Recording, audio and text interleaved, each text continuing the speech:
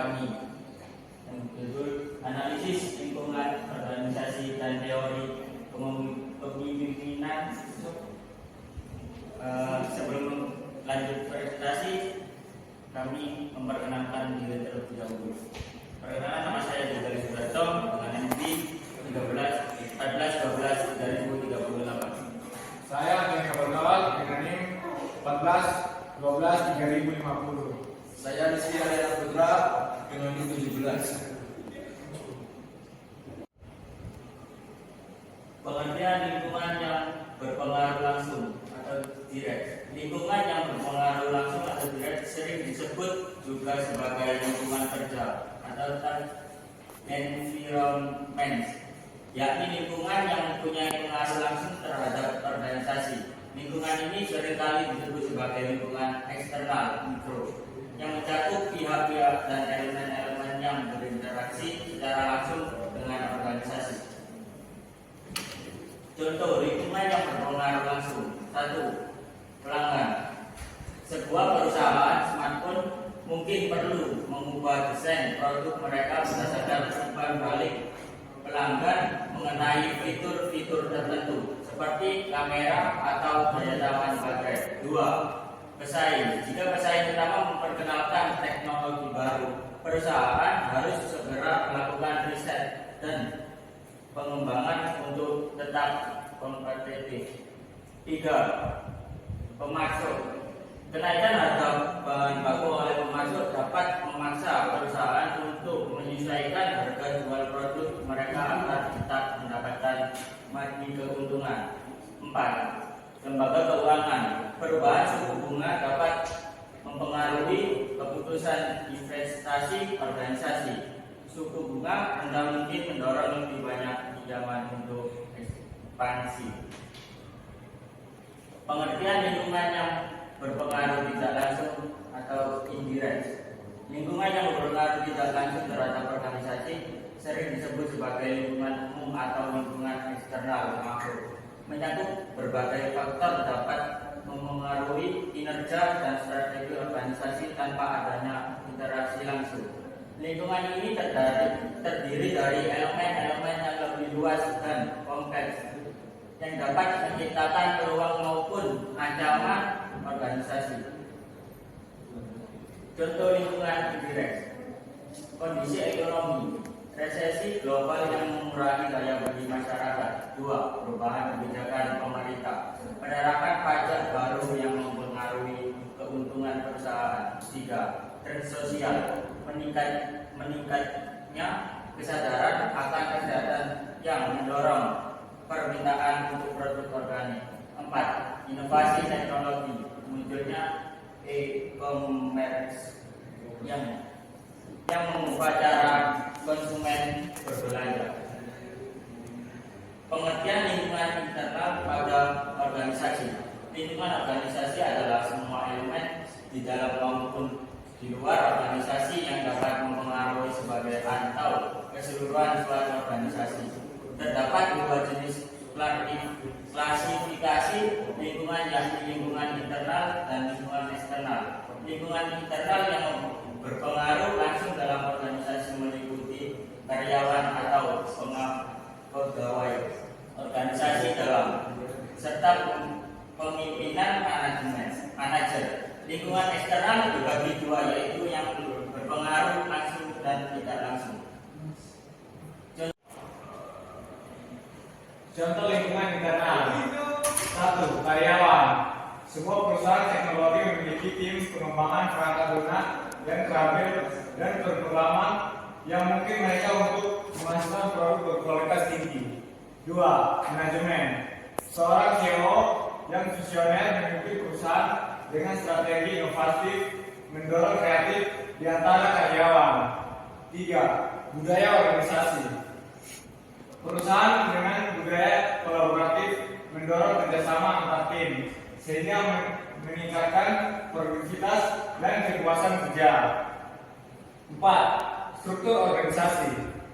Sebuah organisasi dengan struktur matriks memungkinkan fleksibilitas dalam proyek-proyek lintas fungsi, meningkatkan responsivitas terhadap perubahan pasar.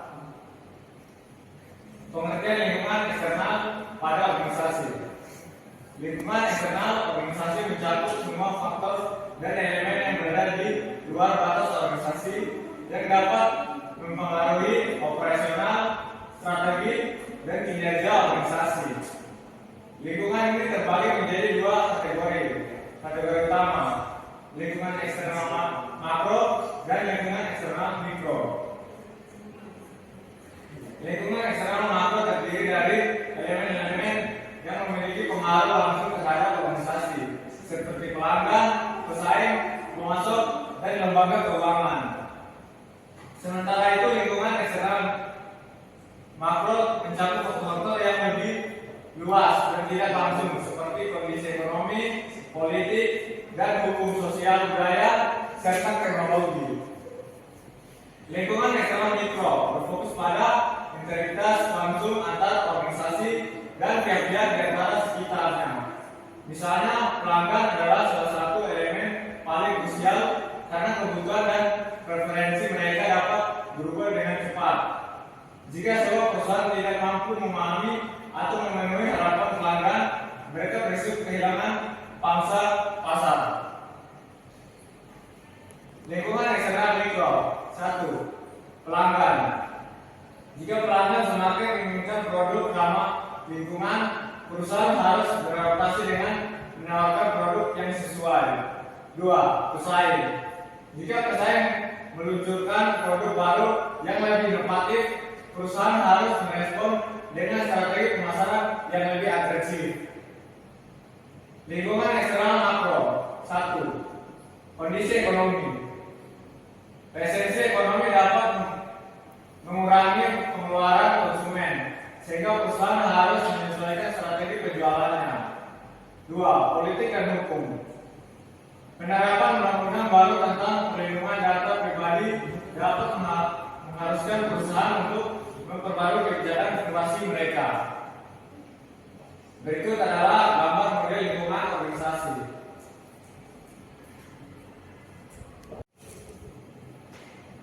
Selanjutnya, definisi teori kepemimpinan. Teori kepemimpinan adalah suatu kerangka konseptual yang digunakan untuk memahami dan menganalisis bagaimana pemimpin berfungsi, berinteraksi dengan pengikut, dan mempengaruhi hasil dalam suatu organisasi. Berbagai teori telah dikembangkan untuk menjelaskan karakteristik, perilaku, dan konteks yang mempengaruhi efektivitas kepemimpinan. Dengan memahami teori-teori ini, organisasi dapat mengidentifikasi dan mengembangkan pemimpin yang mampu memotivasi dan mengarahkan tim mereka menuju pencapaian tujuan bersama.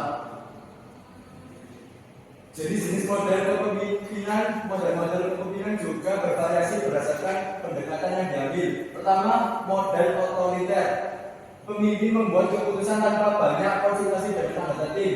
Ini seringkali efektif dalam situasi darurat di mana keputusan cepat diperlukan. Yang kedua, model demokratis.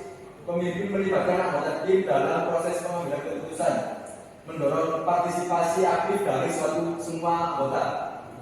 Model laissez-faire. Pemimpin memberikan kebebasan kepada anggota tim untuk membuat keputusan sendiri dengan sedikit atau tanpa campur tangan. Dan yang keempat, model situasional. Pemimpin menyesuaikan gaya kepemimpinan mereka berdasarkan situasi dan kebutuhan tim. Selanjutnya, identifikasi keunggulan dan kelemahan setiap jenis model kepemimpinan.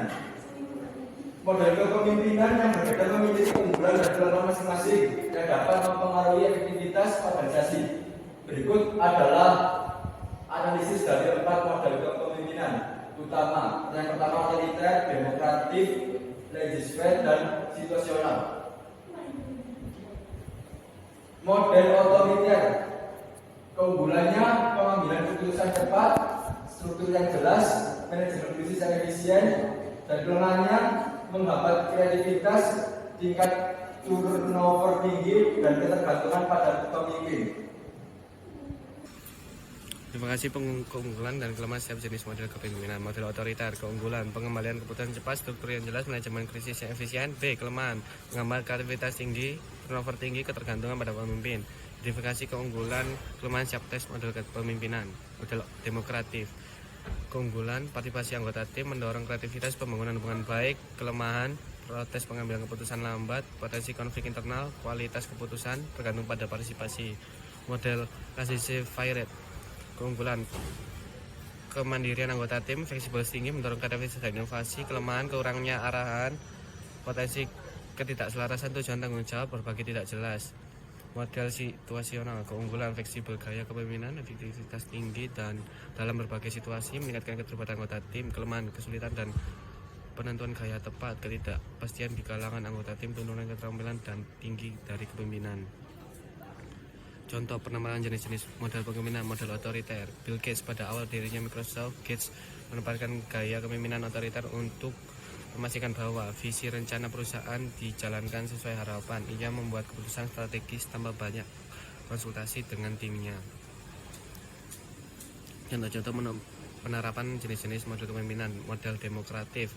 Howard Schultz sebagai CEO Starbucks, Schultz menerapkan pendekatan demokratif dengan melibatkan karyawan dalam pengambilan keputusan yang berkaitan dengan kebijakan perusahaan sehingga menciptakan lingkungan kerja inklusif.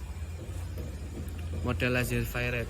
Sebagai CEO Berkshire Hathaway, Buffett memberi kepercayaan besar kepada manajemen perusahaan yang ia akuisisi untuk menjalankan bisnis mereka dengan cara mereka sendiri tanpa investasi langsung dari dirinya. Contoh penerapan jenis model kepemimpinan. Yang terakhir, model situasional. Steve Jobs dalam beberapa situasi ini di Apple, Jobs dikenal menggunakan pendekatan situasional dengan mengubah gaya kepemimpinan dari otoriter menjadi lebih kolaboratif, tergantung pada proyek atau tim yang sedang dikelola, terutama saat menghadapi tantangan inovasi. Sekian presentasi dari kami. Wassalamualaikum warahmatullahi wabarakatuh.